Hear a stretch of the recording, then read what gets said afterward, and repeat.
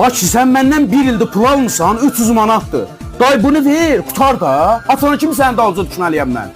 Qardaş vermirəm. Nəyə qışqırsan mənim başıma? Ay nətər yəni sən məndən pul almısan, verməlisən də. Vermirəm.